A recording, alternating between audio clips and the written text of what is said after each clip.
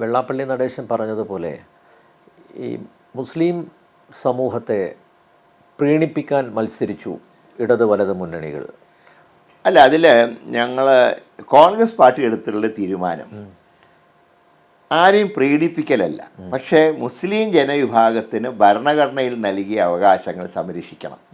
ആ നിലപാടാണ് കോൺഗ്രസ്സിന് അന്നും ഇന്നും ഉള്ളത്. ഇപ്പോൾ ഏതാണ്ട് അതേ തീരുമാനമാണ് ചന്ദ്രബാബു നായിഡു സ്വീകരിച്ചിട്ടുള്ളത്.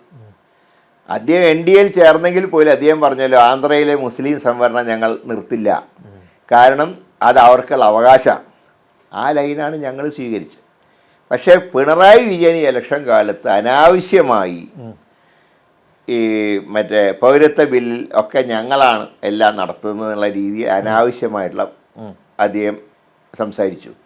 അപ്പം ഞങ്ങൾ പറഞ്ഞൊറ്റ കാര്യമുള്ളൂ, ഞങ്ങൾ പറഞ്ഞു ഇത് അവർക്ക് പൗരത്വ ബില്ലിൽ മുസ്ലിങ്ങൾക്ക് നീതി കിട്ടണം, അത് ഞങ്ങളുടെ പാർട്ടി നയമാണ്, അത് പ്രത്യേകിച്ച് പറയേണ്ട കാര്യമില്ല.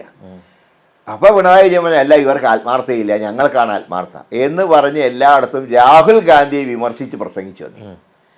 പൗരത്വ ബില്ലിൽ കോൺഗ്രസ്സിന് നയമില്ല എന്ന് തെറ്റായിട്ടുള്ള പ്രചരണം നടത്തി. അതിൻ്റെ പേരിൽ രാഹുൽ ഗാന്ധിയെ ഒരിക്കൽ മോഡി എന്നെ കേരളത്തിൽ വന്ന് പറഞ്ഞു, എനിക്ക് പോലും ഇങ്ങനെ രാഹുൽ ഗാന്ധിയെ ചീത്ത പറയാൻ കഴിഞ്ഞിട്ടില്ല എന്ന് മോഡി പോലും പറഞ്ഞു. അത്രയേറെ നിർദിഷ്ടമായിട്ടുള്ള വാക്കിൽ രാഹുൽ ഗാന്ധിയെ പറയാനൊന്നും ബാക്കി വെച്ചിട്ടില്ല. അതും തിരിച്ചടിയായി. അതുകൊണ്ട് കോൺഗ്രസ്സിലേക്ക് ഇടതുപക്ഷത്തു നിന്ന് കുറേ വോട്ട് വന്നു. പക്ഷേ ഇടതുപക്ഷത്തിൽ നിന്ന് തന്നെ കുറേ വോട്ടുകൾ BJPക്കും ചോർന്നു പോയി. പിന്നെ BJPക്ക് മുഴുവൻ LDF വോട്ടെന്ന് പറഞ്ഞുകൂടാ, കുറച്ചൊക്കെ UDFന് പരമ്പരാഗതമായി കിട്ടിയിരുന്ന മുന്നോക്ക സമുദായത്തിൻ്റെ വോട്ടുകളിലും മാറ്റമുണ്ടായി.